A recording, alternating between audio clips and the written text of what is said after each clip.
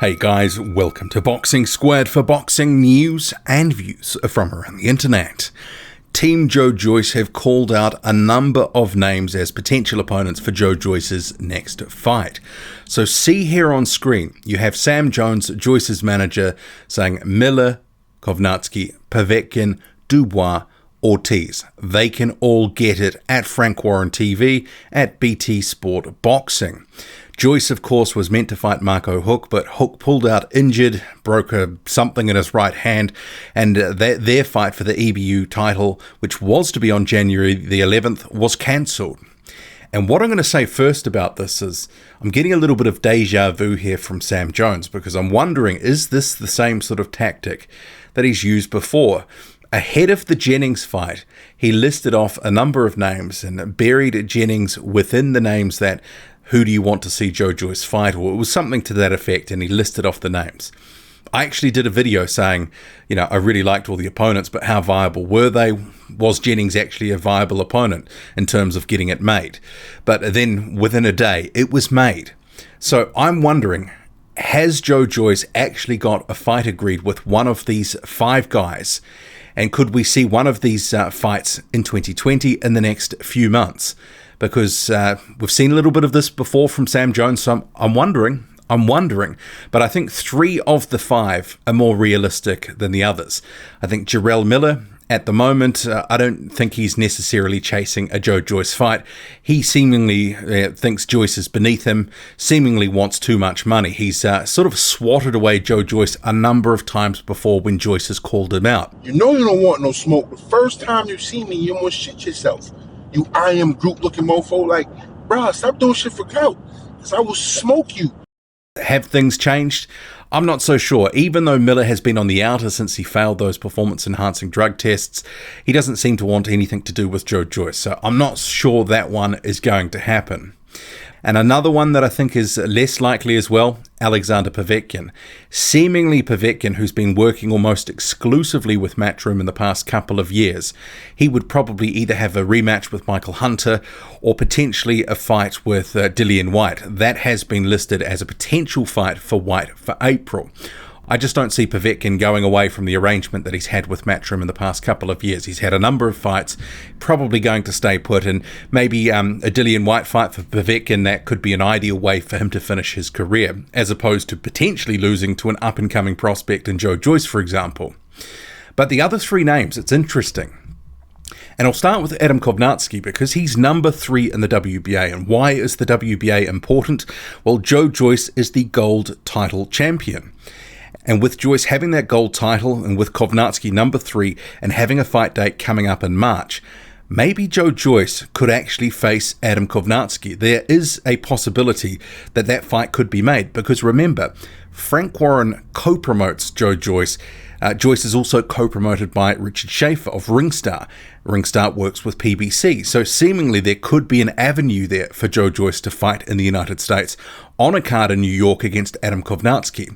And in terms of the style matchup and the sort of excitement you could get from that fight, I think that's a pretty good fight for both guys to really have a bit of a war there and really go to town on each other. I think it would be a fun fight.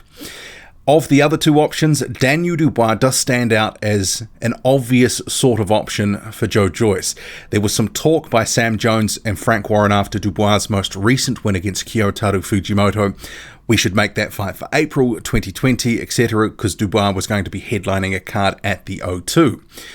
Sam Jones' manager has said, for 2020, didn't necessarily say next, and Joe Joyce hadn't necessarily said too much about a Daniel Dubois fight. But, that fight could be an easier one to make because they're in the same stable, both promoted by Frank Warren, and Joe Joyce now not having the Marco Huck fight, that could be a good fight for him. But I guess potentially if he lost that one, it'd be a long way back. Whereas you look at a Kownacki fight, for example, and you can sort of go, immediately he would be shoved up a lot of rankings and possibly in for a title shot, within 1 to 2 fights.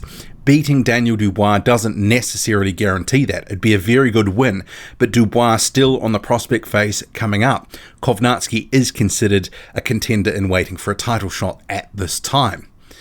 But the other guy, and this is interesting, is Luis Ortiz. Luis Ortiz is generally avoided by a lot of fighters, but Joyce and Ortiz do have some history. You may recall from 2018, Joyce and his manager Jones were sort of talking up the rivalry with Ortiz, and Ortiz was saying, yeah, we can do it. Let's make the fight. They even did a little face-to-face at the Deontay Wilder and Tyson Fury fight in December 2018. But ultimately, it didn't come to anything. Abel Sanchez, who was training Joe Joyce at the time, said in public, actually, that Ortiz fight wasn't next. It was going to happen maybe in 2 fights' time. He didn't think Joyce was ready. The buzz and the hype that was building around a potential Ortiz and Joyce fight just completely died after that, when it really became exposed as being sort of hollow talk just for a bit of hype and promotion. But Ortiz and Joyce, I think for Joe Joyce, in terms of this guy, Luis Ortiz, top 10 fighter, just coming off a title shot, a lot of people hold him in high regard. If Joyce took him on and beat him, he's into the title mix pretty much immediately. The same sort of situation with Kownacki. And Deontay Wilder's made no secret that whoever wants to have a title shot against him, say a voluntary, needs to go through a guy like Luis Ortiz. That's what he's been telling Dillian White to do. So an Ortiz and Joyce fight, it's a really intriguing matchup should it get made. Luis Ortiz, a very good pure boxer, good counterpuncher. Joe Joyce comes forward, throws a lot of volume. That's kind of his defense to a large extent.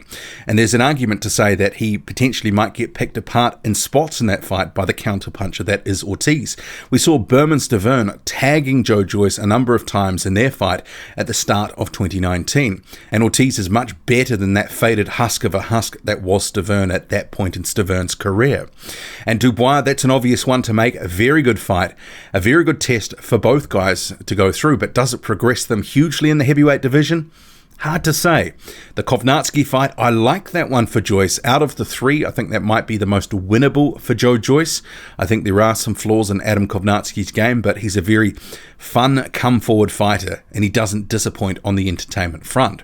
And with Joe Joyce's gold title in the WBA, that's a bargaining chip for any of the fights that he could potentially enter into.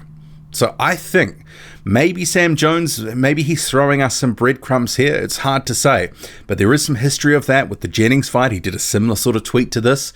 So maybe, just maybe, we'll see. Drop a comment, loud and often. Hit like, hit subscribe, follow me on Twitter. Boxing_squared. I'm out.